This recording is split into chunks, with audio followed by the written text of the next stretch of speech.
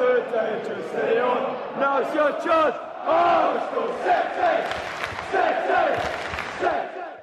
what's going on, guys? Jack Reeve, TalkNorwichCity here, back for another video. It's the international break, and I thought I'd just come back with a little update, little channel update. Let's talk about what's going on with Norwich City at the moment. First of all, apologies for no videos at the weekend. I've had a bit of a crazy sort of 6-7 weeks. So I was in London for 4 weeks living there in Holborn, which was brilliant. And then I was home for like 2 days, and then I was back in London, and then I was home for 2 days, and then I was in Birmingham for a week, and then I got back, and then I was in Norwich for like 3 or 4 days, and then I was in Leeds last weekend seeing Jen. So it's been a bit of a mad few, well, nearly 2 months now. Thankfully, the next few weeks I'm settled in Norwich for a bit before I kind of jet off on other opportunities with work and stuff. But it's been really fun. It just means that some other things have taken a slight sacrifice. The video content on here, the past month, I haven't put out as much as I would have liked to, but there we go.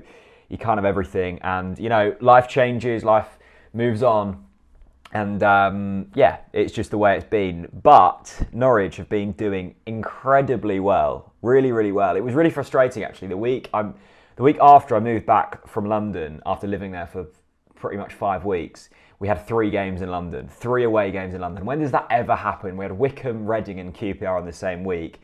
If I was still there, I could have made them all, but I was back and then I couldn't travel back. It was a bit of a nightmare, but since that game against Ipswich, which there was a match day experience for, and there was a review, we've just been really good. And I can remember walking out of Portman Road, and I can remember speaking to my mates, and I was just saying, I don't see where we're going here under Daniel Farke. For the previous season and under the whole kind of tenure, I could kind of see a direction in which the club was progressing, and all of the off-the-pitch stuff with the Nest. I know that's Community Sports Foundation, but it's still involved with Norwich, and the redevelopment and Colney and the academy players coming through. I could see a direction, but I just felt like Daniel Farke was starting to lose fans. It was obvious at Portman Road. There was a lot of kind of vocal cries for different things against Daniel Farke, and I just wasn't happy with the way things were going. And you then have a fairly tough next game against Middlesbrough, and we looked brilliant against Middlesbrough, and there was videos from that, of course, and since then we just seem to have built and built and built. And yes, September was a fairly easy month. I mean, after Middlesbrough we had Reading, QPR and Wigan in the league, and they're all games you should really be winning if you want to be in the top 10. But Norwich have always struggled, and I think in the Championship in general, you never know who you're going to beat and who you're going to lose. It's so hard predicting games in the Championship because it is just so unpredictable. And we looked so controlled under in them games. Although all of them wins were by a 1-goal margin, and even in the cup game against Wycombe was by a 1-goal margin, it never felt nervy, and that was really, really pleasing. And then we travelled away to Derby, the start of October. I was on the train actually, coming back from London, and I was thinking, like, Derby are a really solid squad. Admittedly, they've struggled for consistency this season, as do most teams in the Championship. There's very few teams that go on a run, and Derby haven't done that yet. You usually see them really good runs towards the end of the season when teams are starting to grow and there's playoff, places up for grabs.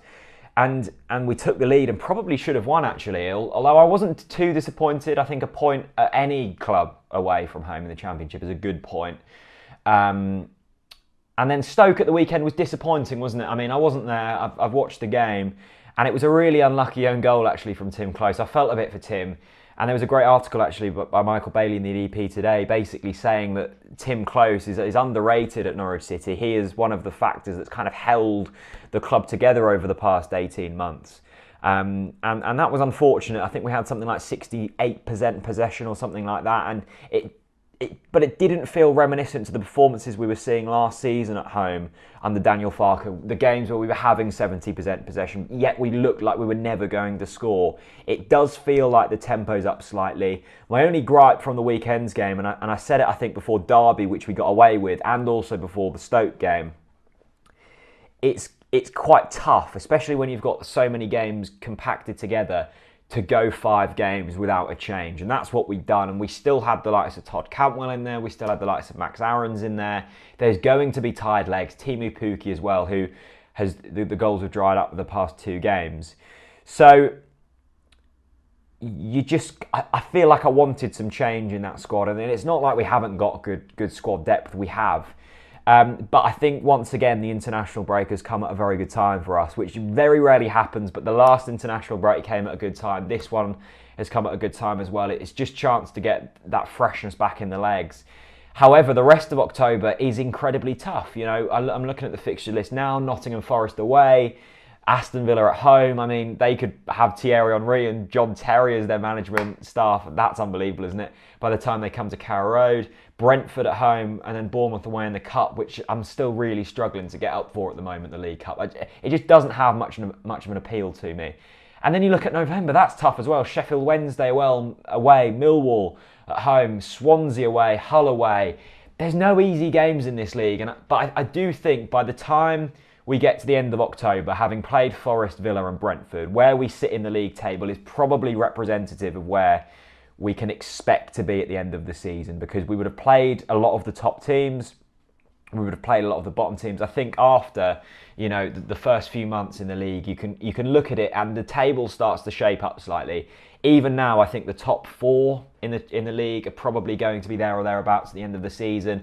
I think the bottom 3/4 is pretty well formed already. It's just that middle pack and kind of the 5th and 6th place, and then the rest of the mid-table that you can never really quite figure out. And I think Norwich, if we are going to sneak in the playoffs, it is going to be by the skin of our teeth. I still think we'll probably finish about 9th. However, we've seen, haven't we, this season that we can put runs together and we can play good football. The big thing for me, though, is I'm enjoying watching Norwich again, because it was, and I'll be the first to admit, getting a real chore and a real chore talking about it. But this past month or 6 weeks has been really enjoyable, and that's the main thing, isn't it? That's why we go to the football. That's why we spend so much money travelling up and down the country watching them. So that's all good. A little break now, and then Nottingham Forest away. I will be there. I'm really looking forward to it. However, and I've said it before and I'll say it again, the EFL rulings have yet again kind of stopped me from doing certain things, and that's why I haven't really had much motivation to film the past couple of weeks. If you don't know what I'm talking about, head over to my Twitter. EFL basically have rules that stop people from filming within Stadia during the 90 minutes and then publishing it online. People get away with it. It's not very well enforced. However, for some reason, me and a few other guys at Norwich, it just keeps getting pulled up. So that's really annoying. And look, I'm not going to go around breaking rules. It's not worth it. But it is a bit annoying.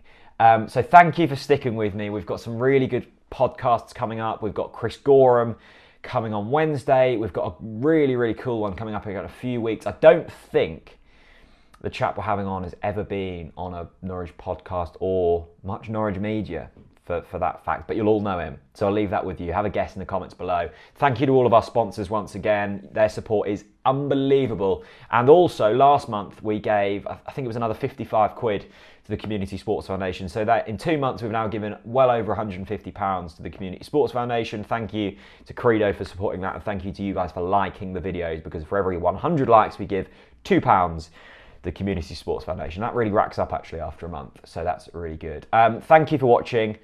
Thank you for being nice, and I will see you very soon. Bye-bye.